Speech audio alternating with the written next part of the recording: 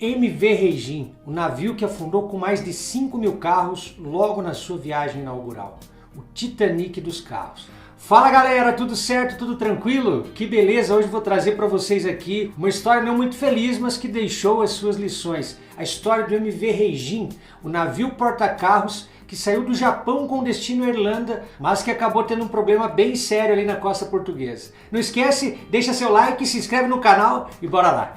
Na madrugada de 27 de abril de 1988, o MV Regim foi parar tombado na Praia da Madalena, em Portugal.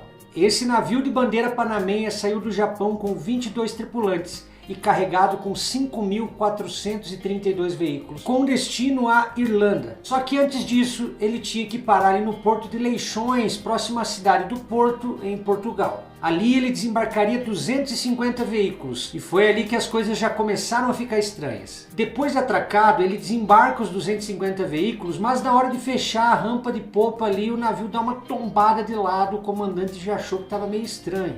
Porém, como ali tinha limitação de calado, o comandante tomou a decisão de encher os tanques de lastro do navio lá em alto mar. Aqui eu vou abrir um parênteses porque senão você não vai conseguir entender o que aconteceu com esse navio. O Porto de Leixões ele tinha uma limitação de calado, ou seja, a profundidade ali do porto ela não era muito grande. O calado de um navio é a distância entre a superfície da água e o ponto mais profundo da quilha do navio lá embaixo.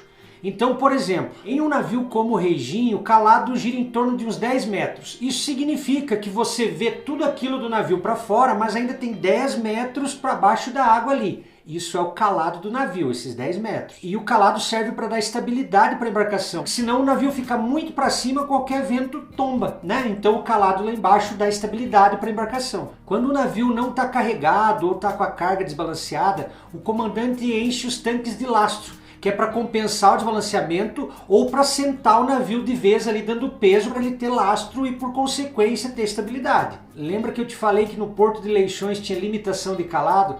Isso significa que o comandante não podia encher os tanques de lastro para sentar bem o navio e dar estabilidade para ele, porque ele não tinha profundidade suficiente para o calado do navio. E o comandante toma uma decisão que pode ser polêmica, mas ele achou que era o melhor naquele momento. Ele pensou, bom, eu vou sair com o navio pelo canal do Porto, quando eu atravessar o quebra-mar e pegar uma profundidade maior, eu encho os tanques de lastro, sento o navio e sigo viagem. O problema é que quando ele passou o quebra-mar, os ventos estavam muito fortes. Esses ventos pegaram a lateral do navio, jogando ele contra a Praia da Madalena, e em menos de 2 minutos o navio estava tombado. E aí começa uma saga digna de um filme. Como você pode ver nas fotos, o navio não estava tão avariado, então a empresa pensou que conseguiria recuperar esse navio. No mês seguinte, já em maio, eles começam a retirar todo o combustível do veículo para não ter perigo de ter nenhum vazamento. Só que à medida que o tempo passava, eles viram que seria impossível recuperar esse navio.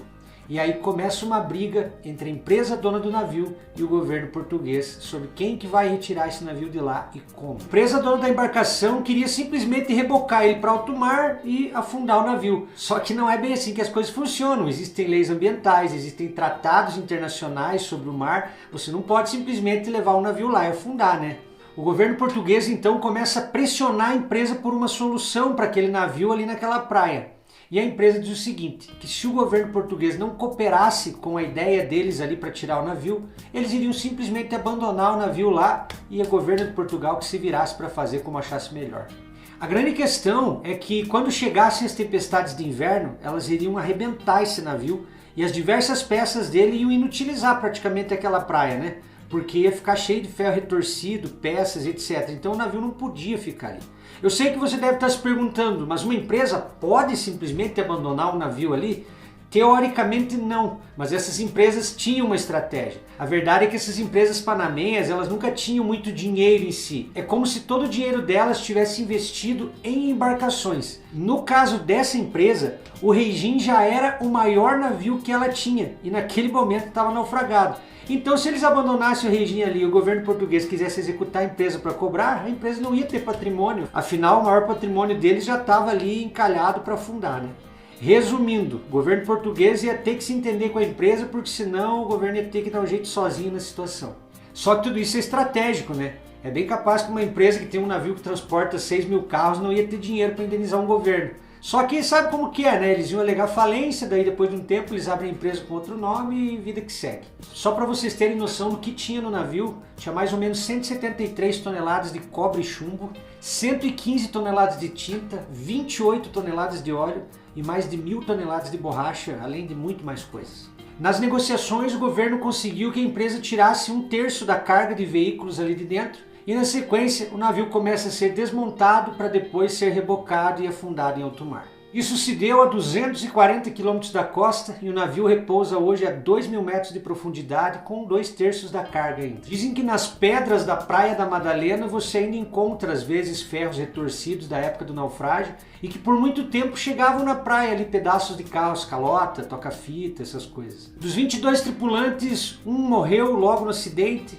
outro ficou ferido, mas se recuperou e os demais nada sofreram. É muito difícil imaginar que a culpa seja só do comandante nesse acidente, afinal de contas ele também não tinha calado para estabilizar o navio ali naquela condição. Mas nós não somos especialistas nisso, então cabe a nós contar apenas essa história para vocês. Espero que vocês tenham gostado, não esqueça de curtir, se inscrever e até a próxima.